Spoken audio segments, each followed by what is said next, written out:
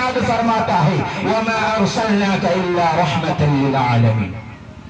اس عالم دنیا کے اندر، اس روح زمین کے اندر اللہ کے نبی صلی اللہ علیہ وسلم صرف ایمان والوں کے لیے نبی نہیں بلکہ پورے عالم انسانیت کے لیے نبی بنا کر بھیجے گئے۔ وہ چاہے پڑوسی ہمارا کسی مذہب سے تعلق رکھتا ہو، وہ پڑوسی ہمارا کسی مذہب کو ماننے والا ہو، وہ پڑوسی ہمارا کسی عبادت کو پوجا کرنے والا ہو، اس سے ہمیں کوئی تعلق نہیں ہے، بلکہ ہمارا کردار، ہمارا حسن سلوک اس کے سامنے کیسا ہونا چاہیے، اگر اس کو سمجھنا ہے، اس کو اپنے اندر داخل کرنا ہے تو جناب محمد رسول اللہ صلی اللہ علیہ وسلم کی سنتوں کو سمجھنا ہوگا، اس پر عمل کرنا ہوگا۔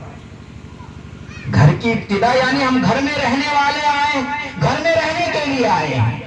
اس کا خیال ہونا چاہیے کہ ہمارے اگل بغل میں کون ہے، یہ ہمارے پڑوسی ہے، چاہے وہ کسی مذہب سے تعلق رکھتے ہو، کسی کی پوجا کرتے ہو، کسی کی عبادت کرتے ہو، اسے ہمیں کوئی لینا دینا نہیں ہے۔ اللہ تبارک و تعالیٰ قرآن کے اندر ارشاد فرماتا ہے لا اکراہ فی الدین، کہ دین کے اندر کوئی زور زبردستی نہیں، دین کے اندر کوئی زور زبردستی نہیں، جو انسان جس کو عبادت کرنا چاہے کر سکتا ہے، اللہ جس کو ہدایت دینا چاہے دے سکتا ہے۔ تم لاکھ کوشش کرو، ہاں تمہارا کام یہ ہے کنتم خیر امۃ اخرجت للناس، کہ تم برائی سے روکو، بھلائی کی طرف بلاؤ، تم اچھے کام کی طرف بلاؤ، برائی سے روکو، صرف تمہارا کام یہ ہے۔ ہدایت دینا تمہارا کام نہیں ہے، ہدایت دینا تمہارا کام نہیں ہے، چاہے وہ پڑوسی ہمارے کسی مذاہب کا ماننے والا ہو،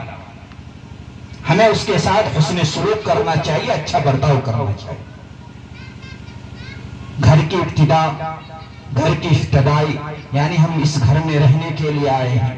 تو ہم یہ نہ سمجھے کہ ہمارے اگل بغل کے پڑوسی کسی مذہب کو ماننے والا ہے، ہم یہ نہ سمجھے کہ اللہ کی عبادت کرنے والا ہمارا پڑوسی نہیں ہے، اس کے تو سینکڑوں عبادت گاہ ہے، ان کے تو سینکڑوں بھگوان ہیں، ان کے تو سینکڑوں اللہ کی عبادت کرنے والے ہیں، بلکہ ہمیں یہ سمجھنا چاہیے کہ آخری نبی جناب محمد رسول اللہ صلی اللہ علیہ وسلم نے اپنے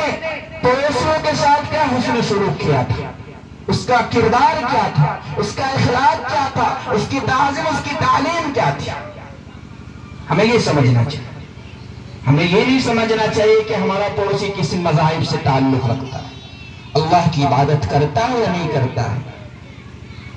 ہم ایمان والے ہیں، اللہ نے ہمیں ایمان والا بنایا ہے، اللہ نے ہمیں مسلمان کا ایک خطاب لقب دیا ہے۔ اللہ قرآن کے اندر کئی یا ایھا الناس کہہ رہے ہیں، یا ایھا الذین آمنوا، یعنی ایمان والوں سے مخاطب ہو رہے ہیں، کئی انسانوں سے مخاطب ہو رہے ہیں، گویا کہ اللہ تبارک و تعالیٰ کی روح زمین کے اوپر اس عالم دنیا کے اندر صرف ایمان والے نہیں بلکہ اور بھی انسان ہیں، اور بھی مذاہب کے ماننے والے ہیں۔ اللہ جس کو چاہتا ہے ہدایت دیتا ہے، جس کو چاہتا اپنی طرف بلاتا ہے، جس کو چاہتا نہیں بلاتا۔